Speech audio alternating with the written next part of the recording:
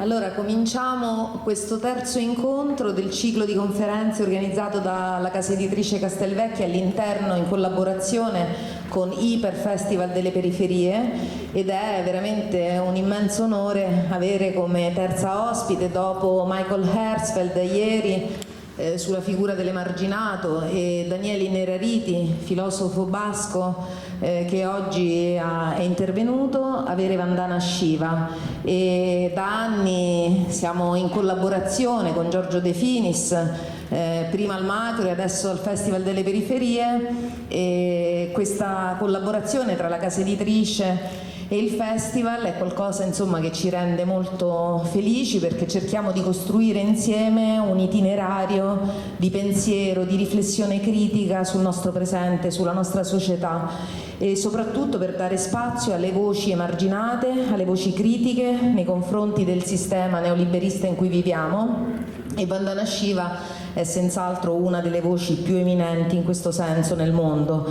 Ambientalista, attivista dell'ecofemminismo, la sua lotta politica è volta a denunciare e a trasformare i paradigmi attuali dell'agricoltura e dell'alimentazione a favore della biodiversità e dei diritti dei contadini del pianeta. È una delle leader più note dell'International Forum on Globalization, e la nostra casa editrice ha pubblicato un suo piccolo testo molto prezioso intitolato Semi di libertà, nella collana Irruzioni, che vi invito calorosamente a leggere, perché è veramente un manifesto illuminato, diciamo, di cosa significa la biodiversità. Vandana Shiva ha studiato fisica, ha conseguito il dottorato di ricerca presso la University of Western Ontario in Canada, poi ha svolto ricerca interdisciplinare in scienza, tecnologia e politica ambientale in India, dove nel 1982 ha fondato un istituto indipendente, la Research Foundation for Science, Technology and Ecology, per affrontare appunto le questioni ecologiche e sociali più significative del nostro tempo, in stretta collaborazione, e questa è la particolarità anche della sua lotta, del suo impegno etico, con le comunità locali e i movimenti sociali. Nel 91 ha fondato Naddania, un movimento nazionale per proteggere la diversità e l'integrità delle risorse viventi, in particolare i semi autoctoni, di qui appunto la questione dei semi di libertà, semi in senso proprio, la promozione dell'agricoltura biologica e del commercio equo. Time l'ha definita un'eroina ambientale. Ha ricevuto infinite lauree honoris causa, moltissimi riconoscimenti, sarebbe veramente impossibile elencarli. Mi limito a dire che nel 1993 le è stato conferito il Right Livelihood Award, che è anche detto il premio Nobel alternativo. I suoi libri sono tradotti in tutto il mondo. Oggi abbiamo veramente questo grande onore di poterla ascoltare da vivo, in presenza. Peraltro mi diceva che dopo la pandemia, insomma, non era più tornata a Roma, quindi la nostra città l'accoglie con immensa gratitudine, e le lascio volentieri la parola, e grazie a voi per essere qui.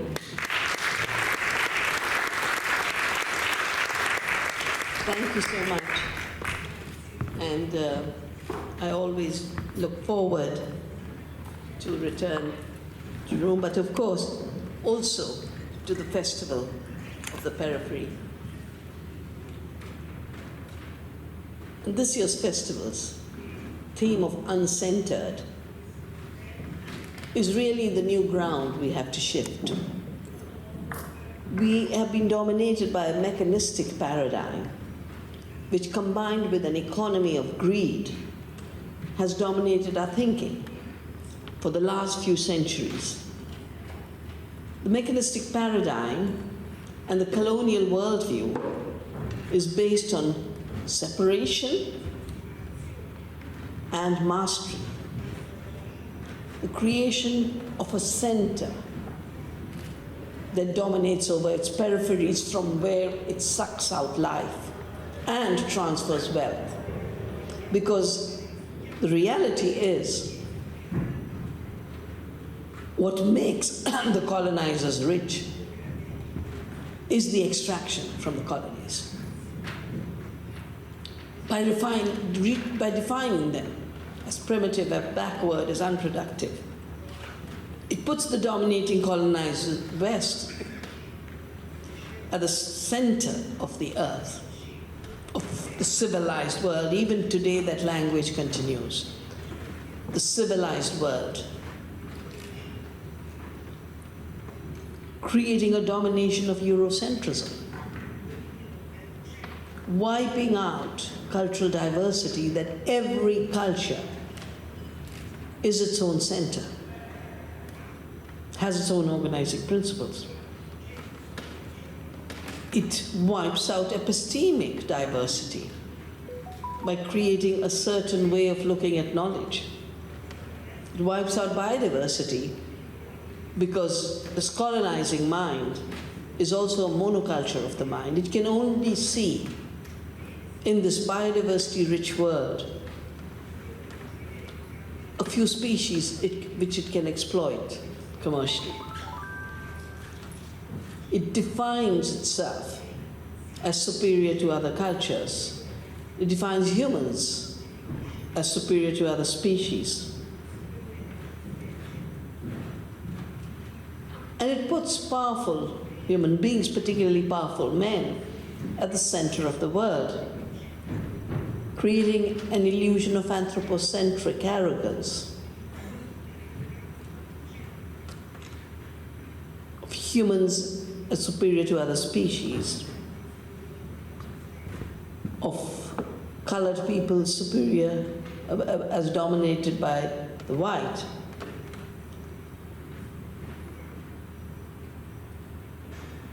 They're not recognized as living, as sentient, as intelligent, as sovereign. They're reduced to objects to be owned, to be manipulated for profits, or pushed to extinction. But the reality is, we are not masters of the universe.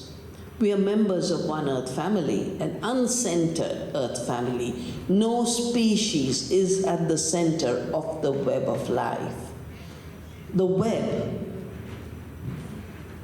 every life in the web is at its center. The false assumptions of separation and superiority are at the roots of the paradigm of greed and extractivism. I have called this separation ecological apartheid. Apartheid is the African's word for separateness. The apartheid regime of South Africa was based on this word, apartheid. The blacks are separate from the whites, therefore they can't mix. But blacks are also inferior to the whites, and therefore the whites must rule, take the land of the original inhabitants, colonize them, push many to extinction. In fact, the first non-cooperation movement that Gandhi participated and led was in South Africa. He was a lawyer, and because South Africa was just being colonized, slavery had been declared illegal by abolition, but the empire still needed slaves. So Indian indentured labor was taken all over the world. So if you look at pockets of the world where Indians are, the Caribbean, the African countries, Mauritius, South Africa, they were all taken as labor, but as indentured labor, they couldn't be owned as slaves. So they were obliged to be made free after 5 years. And after 5 years, they were asserting their right to be free. And that's when the British, the colonizers, imposed the laws of segregation and separation. They said, no, the Indians cannot trade, the Indians cannot attend schools, the Indians cannot have businesses, and they created a Registration Act. This is what rose the Indian community in India and Gandhi. And they said, we will not accept this. We are equal citizens. I think the act was introduced in 1906, and Gandhi fought till 1911, and eventually the act had to be withdrawn. In 1915, Gandhi came back to India. So apartheid is really, it's been fought in South Africa, but it is in every element of a centering illusion. It transforms the living earth with all her uncentered organizing into property, into the empty land, the terra nullius. It, of course, creates human apartheid of every kind, the apartheid of patriarchy, the apartheid of race, the apartheid of the 1% versus the 99%, about which I've written my book, Oneness versus the 1%. Of course, it creates anthropocentrism, such an illusion. We are biodiversity, and biodiversity is us. We are inseparable from the rest of life. Creates an ecological apartheid.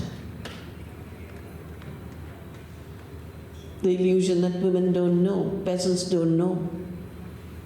Animals, plants don't have intelligence. A technological apartheid, a denial of the technologies of nature, of other cultures. Every separation creates a centering.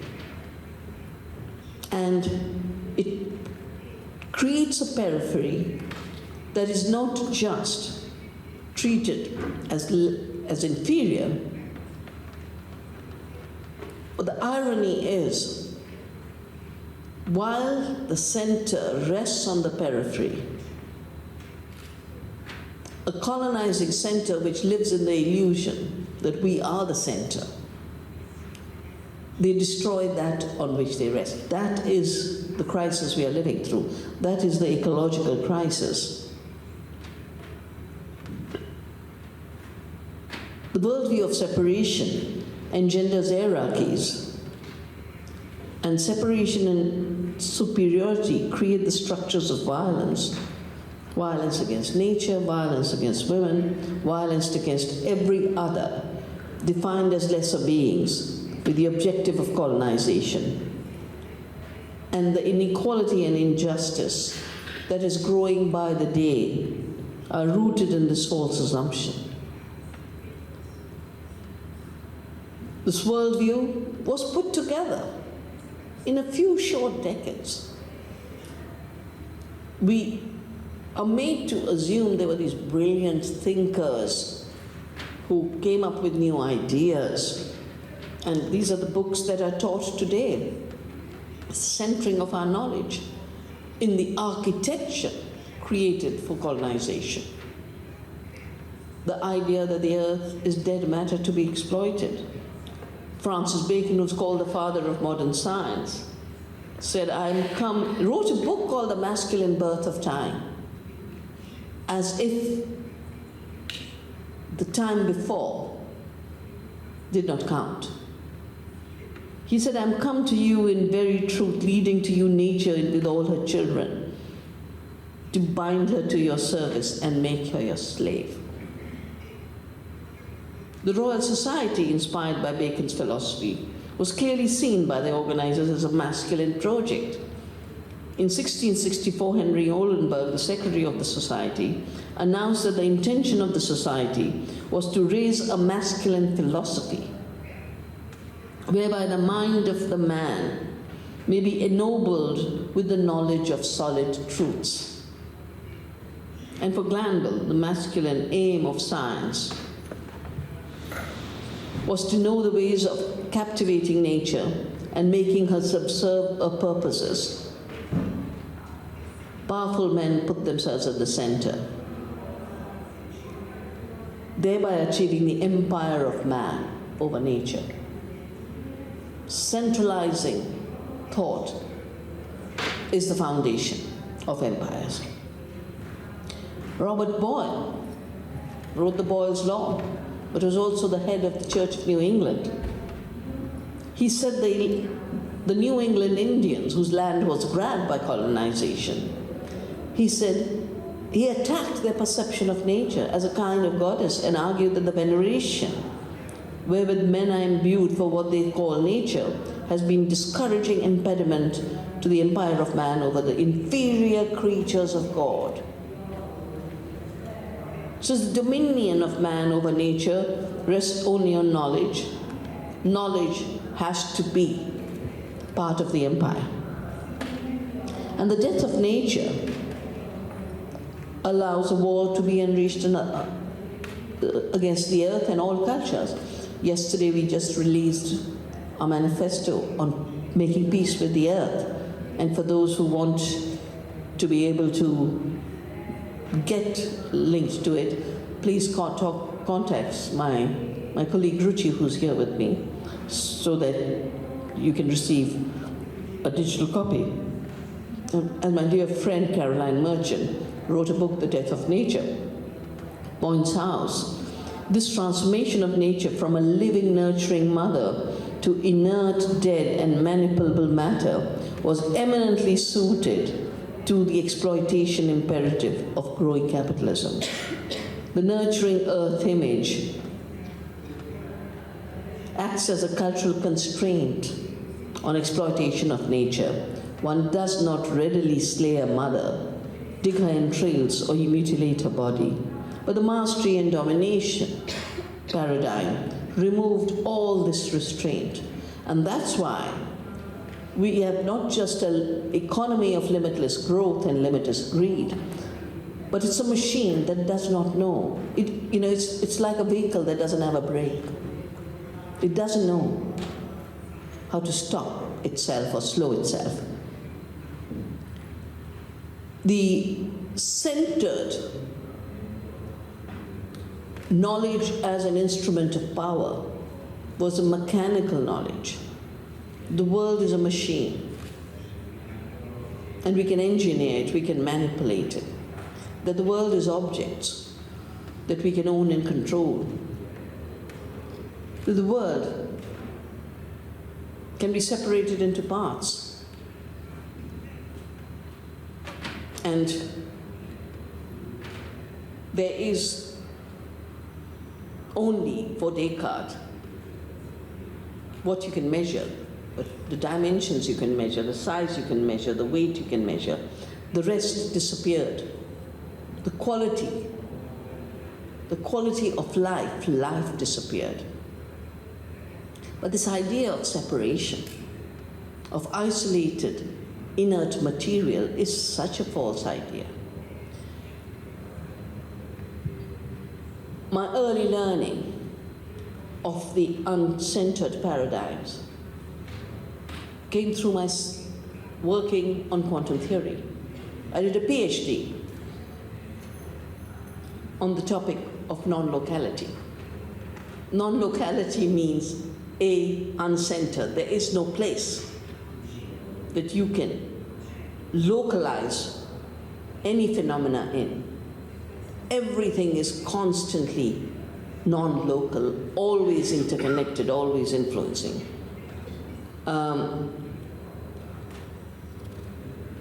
The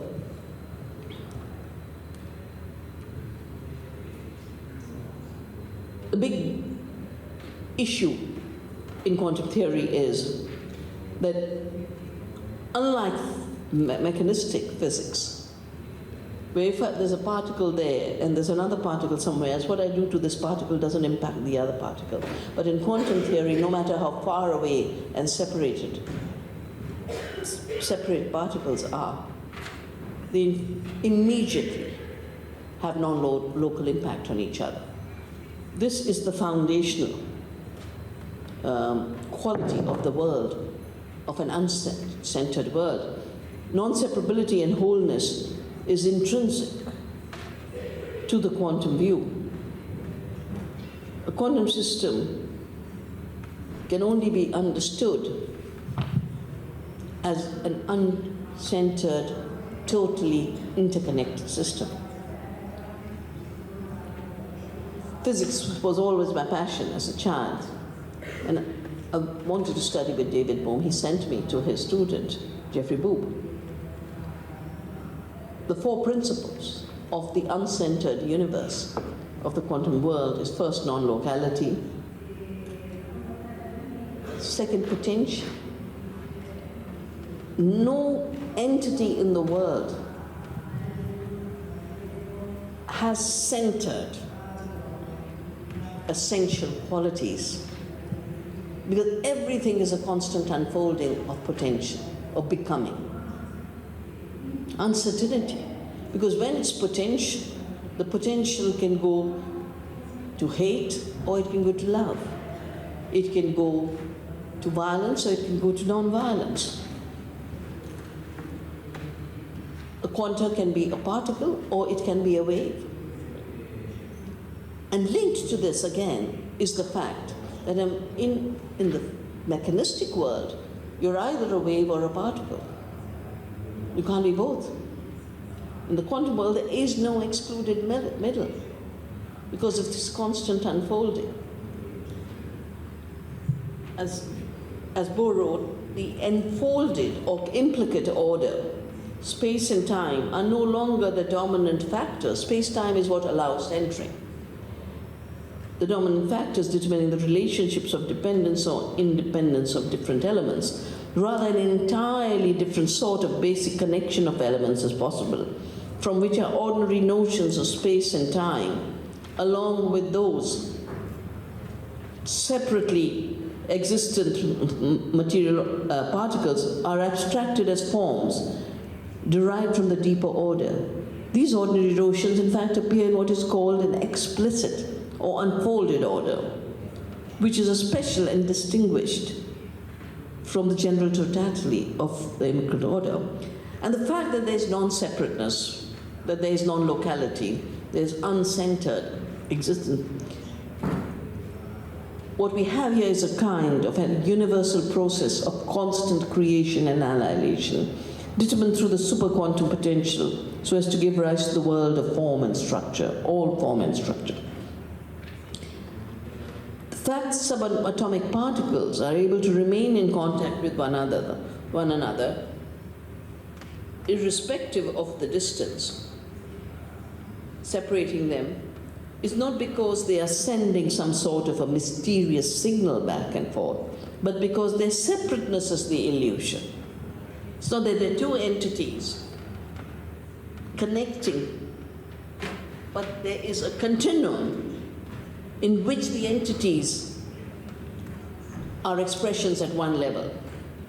And what we see as the uncentered existence at the physical level is even more so in the living world. I have spent the last 5 decades in trying to both study ecological systems as well as protect them and defend them. And again, in an uncentered world, for me, you don't have a separateness of thought and action. There is an uncentered connection between what you think, how you see the world, and how you act in it. The soil, which was defined as an empty container in the mechanistic paradigm underlying industrial agriculture, is a rich, living ecosystem full of diverse mycorrhizal fungi, bacteria. There is more fungi in a little bit of soil than the people on this planet. And Albert Howard, who was sent to India in 1905, he was sent to improve Indian agriculture, as always colonizers in a centered universe try and improve us in the periphery. And he found the soils were fertile. He found there were lots of insects, but no pests. And he said, I'm going to make the peasant and the pest my teachers on how to do good farming. And he wrote a book called The Agricultural Testament, which is called the Bible of Modern Organic Farming. And he writes that the soil is, in fact, not dead, it's full of life. It is essential to conceive of it as something pulsating with life, not as dead inert mass. There would be no greater misconception than to regard the earth as dead. A handful of soil is teeming with life. The living fungi, bacteria, protozoa, invisibly present in the soil, are what make the living soil. Scientists are not just now understanding what ancient cultures understood, that we are the soil. We can't be separated from the soil. You are dust, and to dust you will return. But scientists are also finding not just the soil is living, but it is uncentered. The mycorrhizal fungi is now being recognized in a mycorrhizal web. It's difficult to understand because there's no center of control. If we cut off our head and our heart, we are finished as human beings. A mycelium network has no head, no brain. Fungi, like plants, are decentralized organisms. There are no operational centers, no capital cities, no seats of government. Control is dispersed. Mycelium coordination takes place both everywhere at once and nowhere in particular. This is non-locality. And this non-locality is what allows the living organisms to be self-organized living systems. Living systems are not machines. And on all my work on the seed for the last 40 years, I have learned that the idea of defining life as a machine, seed as a machine, created by Monsanto, therefore they can own a patent. And sadly, even though I started to challenge this idea since 1987 onwards, in the United States, there's actually a Supreme Court ruling against a farmer saying the seed is a self-replicating machine invented by Monsanto.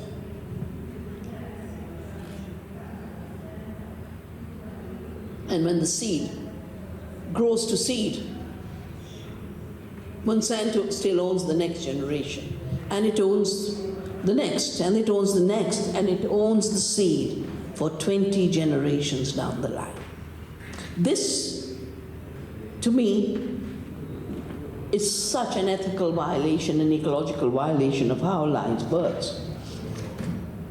Living systems are self-organized entities, and as self-organized entities, their unfolding is built into their structures.